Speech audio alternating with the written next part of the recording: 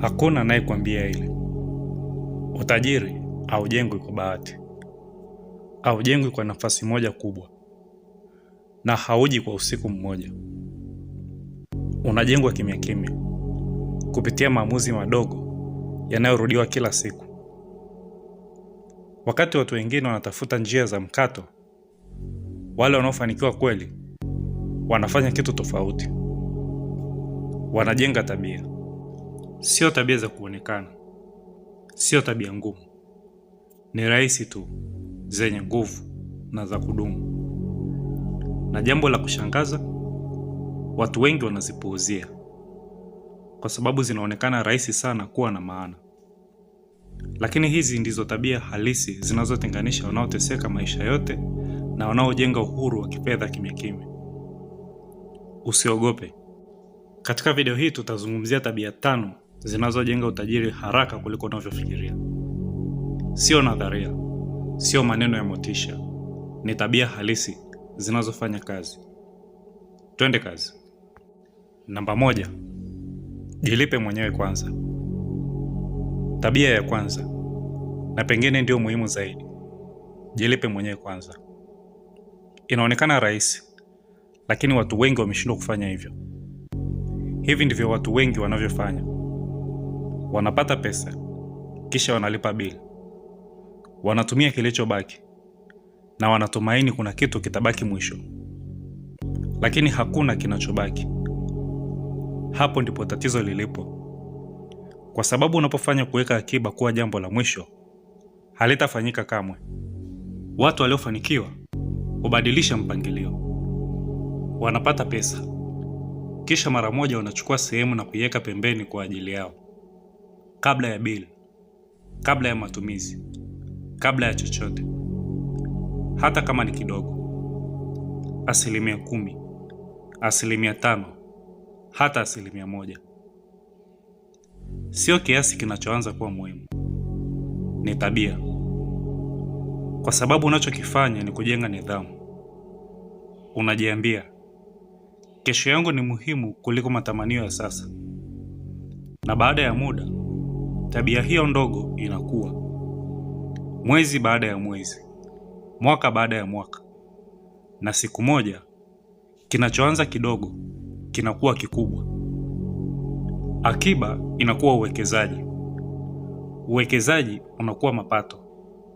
Mapato yanakuwa uhuru. Lakini yote yanaanza na uamuzi mmoja. Kujilipa mwenyewe kwanza. Kila unapopata pesa, bila kujiuliza maswali. Namba 2. Ishi chini ya kipato chako. Hii si rahisi kusikia, kwa sababu inapinga kile jamii inakufundisha. Ishi chini ya kipato chako. Sio sawa na kipato chako, chini yake. Watu wengi huongeza matumizi kila wanapoongeza kipato. Wanapata zaidi, wanatumia zaidi.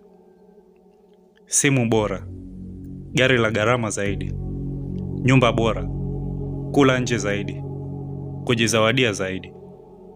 Na ghafla bado hawana pesa. Tofauti ni vitu tu vimebadilika.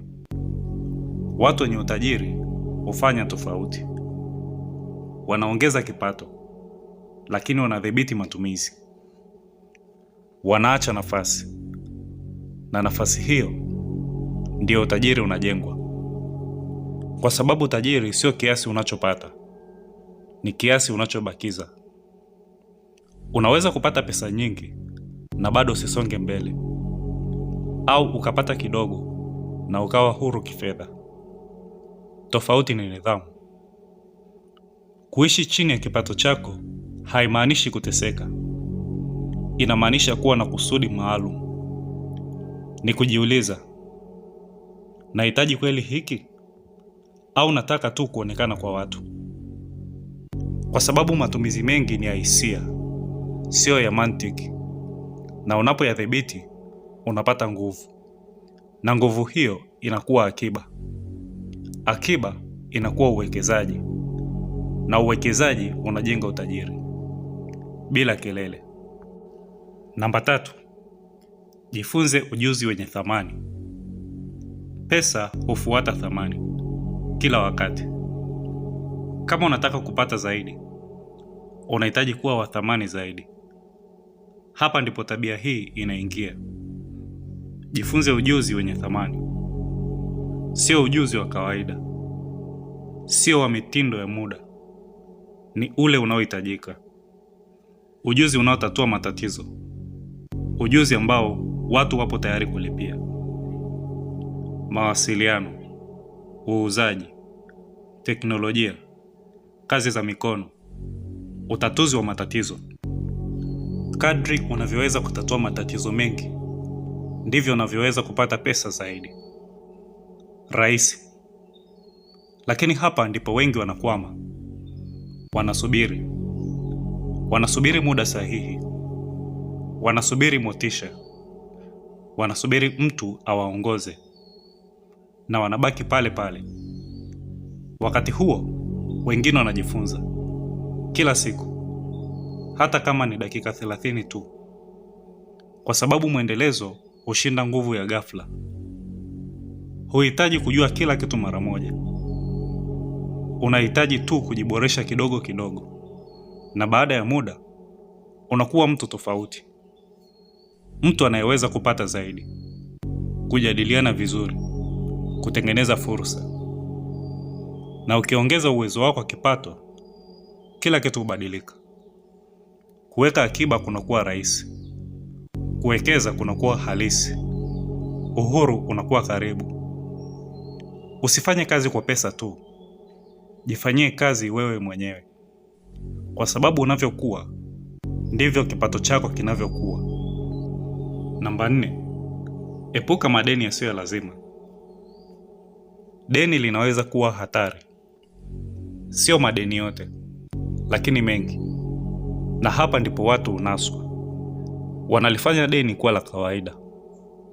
Simu mpya, deni. Gari, deni. Maisha ya kifahari, deni. Mwanzoni linaonekana dogo, malipo ya kila mwezi. Lakini malipo hayo hukusanyika, na taratibu yanaanza kukudhibiti. Huwezi kuwa na maamuzi. Huwezi kuwekeza kwa uhuru. Huwezi kupumua kifedha. Hii ni kwa sababu una deni. Na mbaya zaidi, mara nyingi ni kwa vitu vinavyopoteza thamani, visivyokuletea pesa. Hapo ndipo linapokuwa deni lisilo la lazima. Watu wenye utajiri hufikiria tofauti. Huepuka madeni yasiyowasaidia. Hawakopi ili kuonekana. Hawakopi kwa raha ya muda mfupi. Wanabaki na udhibiti. Kwa sababu deni sio la pesa tu, ni la akili pia. Linaleta msongo, hofu, kukosa uhuru. Na yote hayo hupunguza kasi ya maendeleo. Haimaanishi usikope kabisa. Inamaanisha kopa kwa akili. Kama mkopo unakusaidia kukua, kuleta mapato, kujenga kitu cha muda mrefu, hiyo ni tofauti. Lakini kwa matumizi ya kawaida, huo ni mtego. Epuka. Linda maisha yako ya baadaye. Namba 5, fikiria muda mrefu. Hii ndio tabia inayounganisha zote. Fikiria muda mrefu. Watu wengi hufikiria muda mfupi. Wanataka pesa haraka, matokeo ya haraka, mafanikio ya haraka. Na kwa sababu hiyo, hufanya maamuzi mabaya. Wanakimbilia mitindo. Wanakata tamaa mapema. Wanaangalia raha ya sasa badala ya kesho. Utajiri hauko hivyo. Utajiri unapenda uvumilivu. Unapenda mwendelezo. Unapenda wale wanaoweza kusubiri. Kwa sababu faida kubwa unaweza kuwa nayo ni muda. Muda wa kuweka akiba. Muda wa kuwekeza. Muda wa kukua. Lakini tu kama unautumia vizuri. Unapofikiria muda mrefu, unaacha njia za mkato. Unaanza kujenga mifumo. Unaelewa kuwa hatua ndogo zinazorudiwa kila siku zinaleta matokeo makubwa. Unaacha kuuliza, nitapataje utajiri wa haraka? Unaanza kuuliza, nitajengaje kitu kitakachodumu?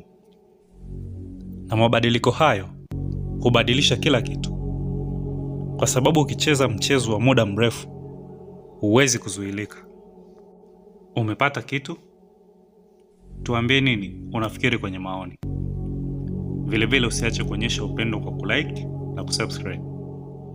Hadi wakati mwingine.